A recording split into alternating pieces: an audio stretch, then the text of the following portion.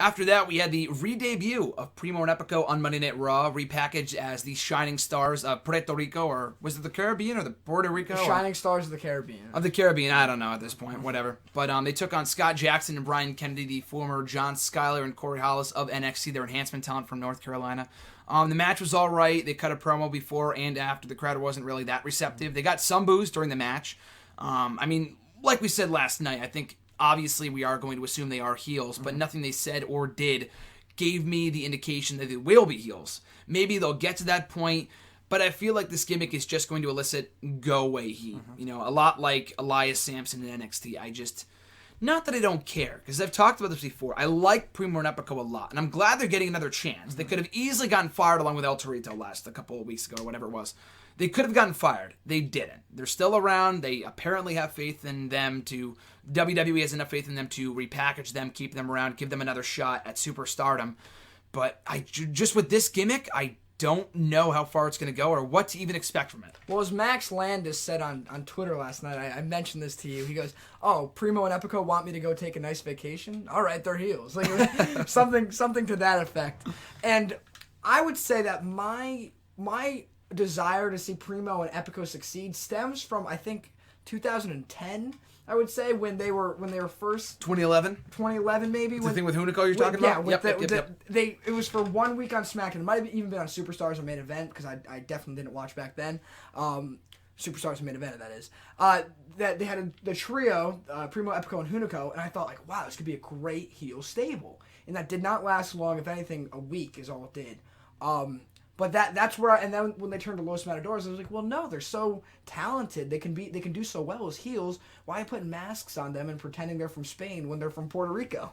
So I didn't like Los Matadors. So just ultimately, from my desire to see them succeed as heels in 2011 to my hatred for Los Matadores in the years following, I now have an investment, a personal investment, to see Primo and Epico succeed.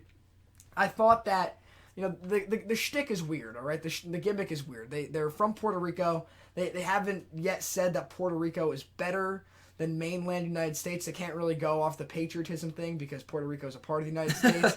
So that's going to be a tough angle to figure that out. Which might be for the better because that tired trope has been done to death. We just saw that with League of Nations. Yeah. So that did not work out well. So we've got Primo and Epico back. I thought that, of course, the audience wasn't receptive. Not many audiences are to guys. Now it's not like they're new superstars. We've seen them before. Plus, we know how much they've kind of floundered since we've last seen them in the form of Primo and Epico. So even if the audience was smartened up to that, the whole promo they did was kind of confusing. Like you said, they said nothing heelish.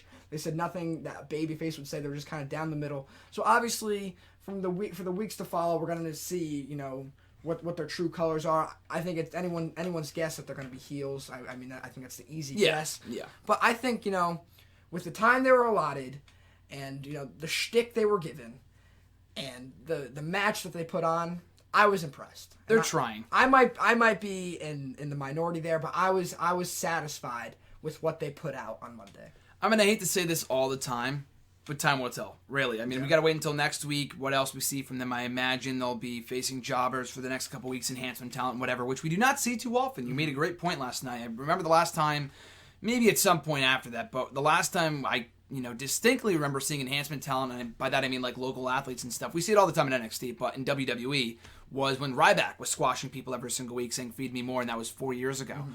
So, we'll see where it goes. I like Primo and Epico. I don't know if I like the Shining Stars, but I think as far as them as wrestlers go, I do have that incentive to see them succeed, as you said, because we've been following them for years. Primo's been here on the main roster anyway. I don't know about FCW, whatever, for almost 8 years. He made his debut on Raw in August of 2008. Yep. And Epico's been here since around that time that you mentioned, 2011, the whole thing with Primo and possibly Hunico, which they really dropped the ball on. I agree. That could have been a great angle. But anyway, we'll see where it goes.